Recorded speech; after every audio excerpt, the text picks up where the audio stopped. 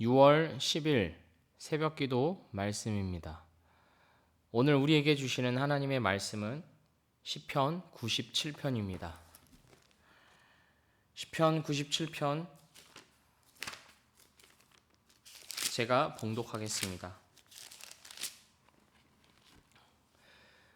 여호와께서 다스리시나니 땅은 즐거워하며 허다한 섬은 기뻐할지어다. 구름과 흑암이 그를 둘렀고 의와 공평이 그의 보좌의 기초로다. 불이 그의 앞에서 나와 사방의 대적들을 불사르시는도다. 그의 번개가 세계를 비추니 땅이 보고 떨었도다. 산들이 여호와의 앞 곧 온 땅의 주 앞에서 밀랍같이 녹았도다. 하늘이 그의 의를 선포하니 모든 백성이 그의 영광을 보았도다. 조각한 신상을 섬기며 허무한 것으로 자랑하는 자는 다 수치를 당할 것이라. 너희 신들아 여호와께 경배할지어다. 여호와여, 시온이 주의 심판을 듣고 기뻐하며 유다의 딸들이 즐거워하였나이다. 여호와여, 주는 온 땅 위에 지존하시고 모든 신들보다 위에 계시니이다. 여호와를 사랑하는 너희여, 악을 미워하라. 그가 그의 성도의 영혼을 보전하사 악인의 손에서 건지시느니라. 의인을 위하여 빛을 뿌리고 마음이 정직한 자를 위하여 기쁨을 뿌리시는도다. 의인이여, 너희는 여호와로 말미암아 기뻐하며 그의 거룩한 이름에 감사할지어다. 아멘.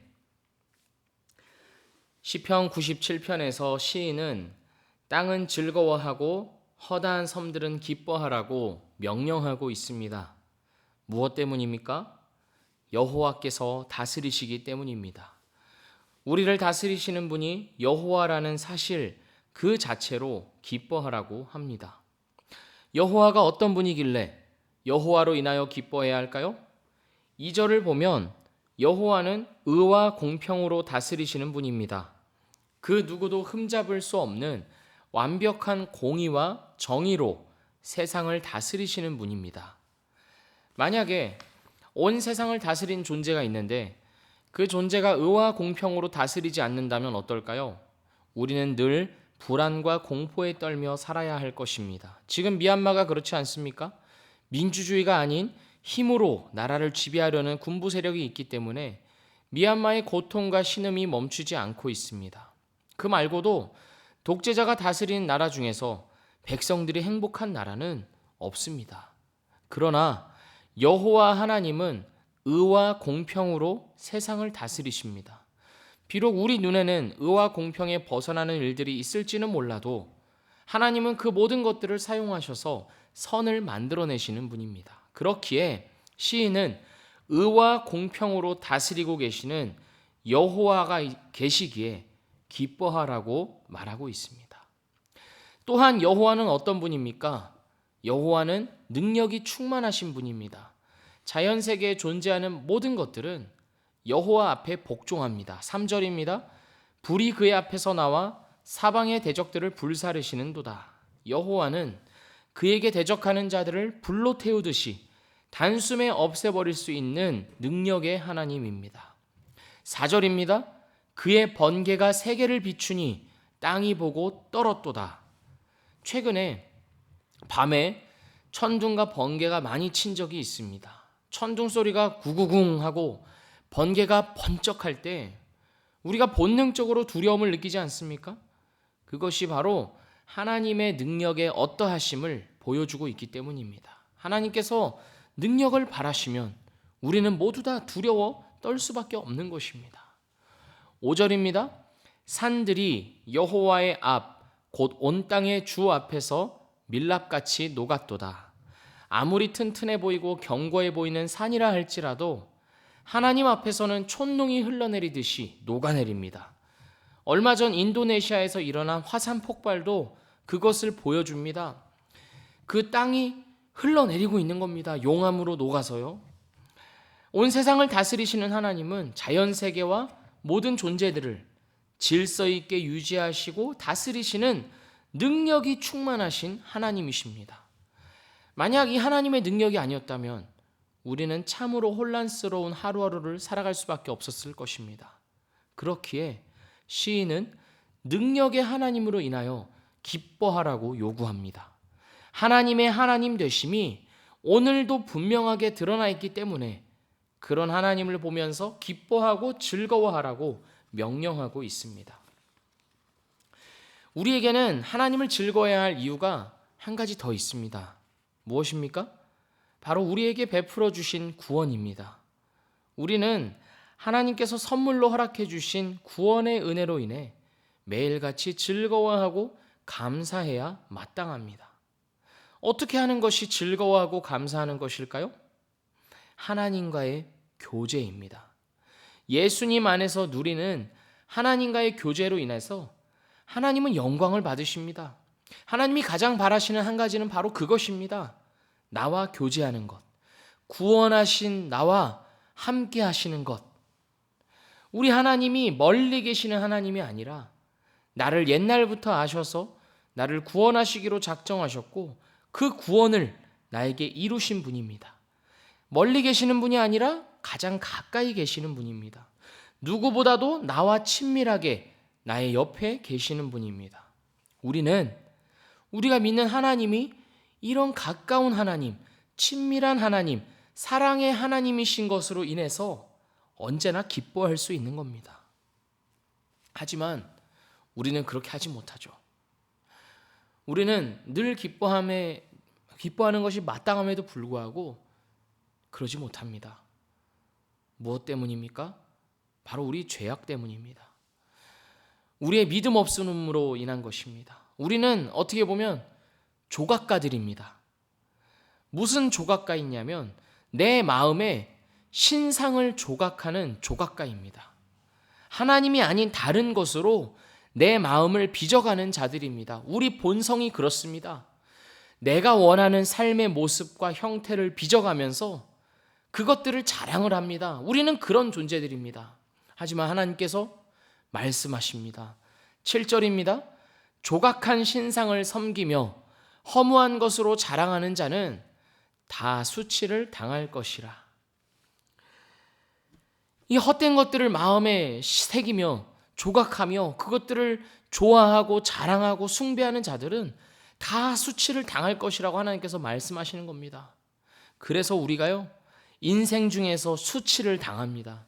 허무한 일을 추구하며 살았던 자들이 부끄러움을 당하고 자기가 추구했던 것이 아무것도 아니라는 것을 깨닫게 되는 날이 반드시 옵니다. 저 같은 경우도 인생의 대부분이 수치를 당하면서 살아왔습니다. 늘 하나님 없이 나만의 즐거움을 추구하며 살려고 하다가 수치와 부끄러움을 당한 날이 하루 이틀이 아닙니다.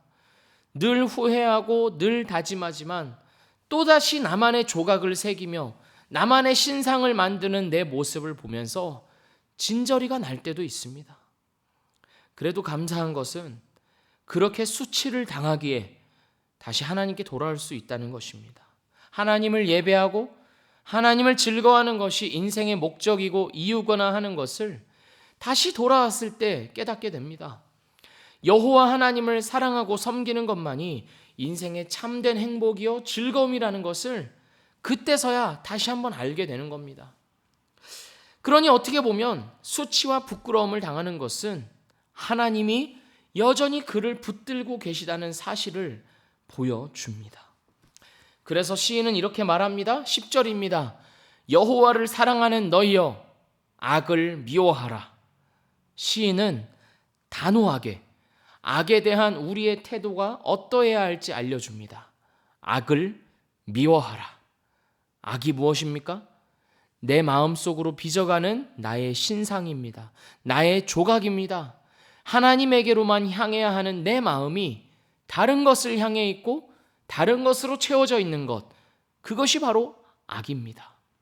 왜 악을 미워해야 합니까?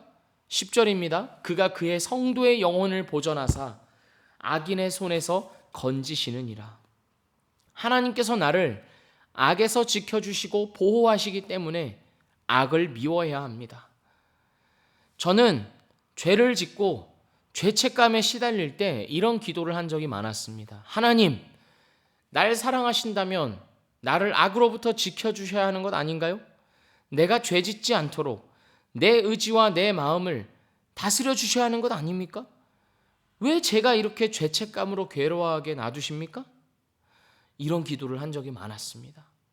하지만 하나님은 우리를 로봇으로 만들지 않으셨습니다. 나에게 자유로운 선택을 할 수 있도록 자유를 주셨습니다.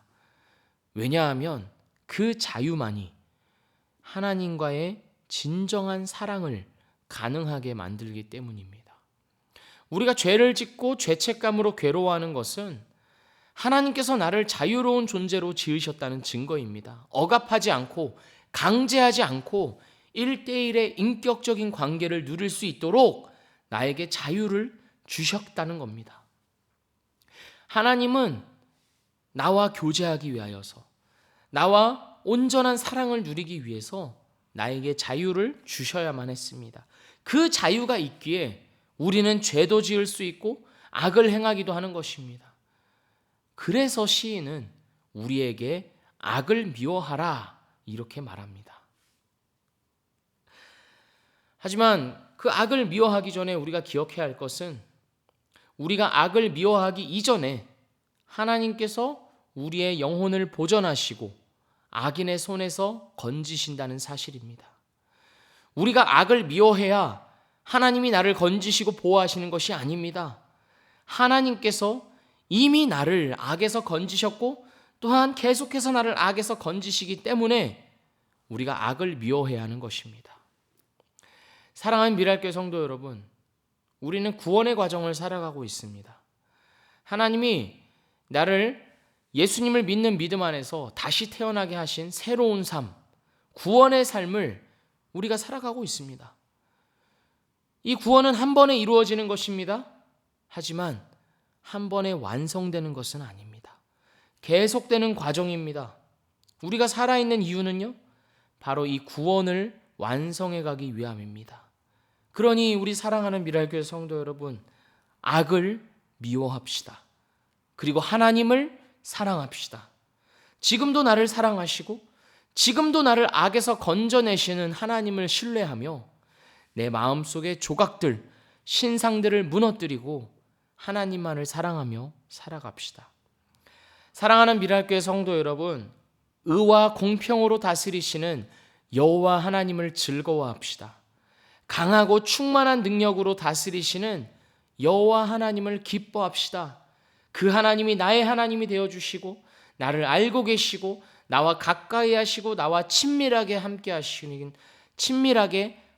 하신다는 그 사랑의 하나님이신 것으로 인하여서 우리가 감사합시다.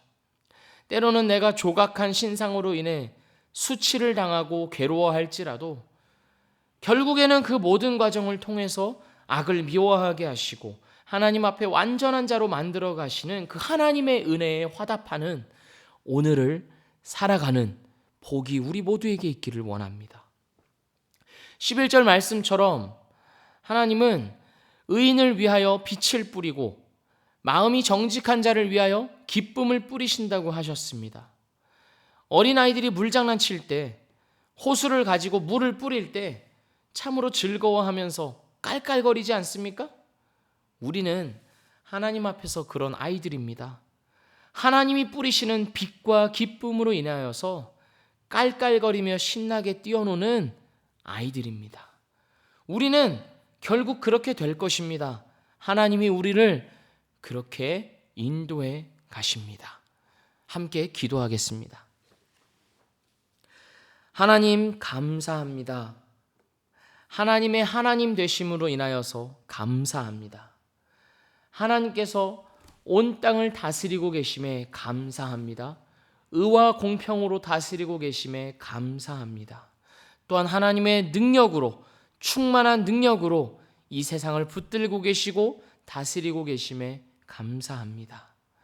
무엇보다도 하나님, 나를 구원하여 주시고 나를 하나님의 백성으로 살아가게 하여 주심에 감사합니다. 하나님, 그런 하나님의 구원받은 자로서 살아가는 동안에 이 땅에서 우리가 때로는 괴로움을 당하고 또 때로는 어려움을 겪기도 하고 구원받은 자의 삶이 왜 이 모양인가 하는 그런 후회와 자책감에 시달리기도 합니다.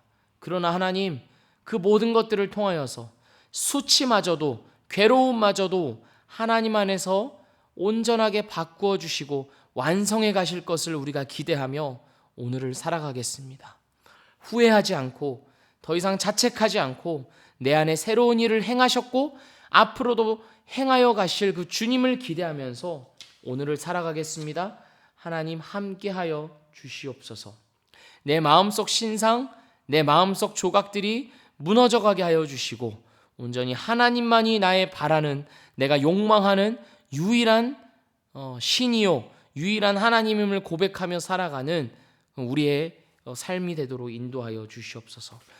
우리를 그렇게 늘 인도해 가시는 주님께 감사드리오며 살아계신 예수 그리스도의 이름으로 기도합니다.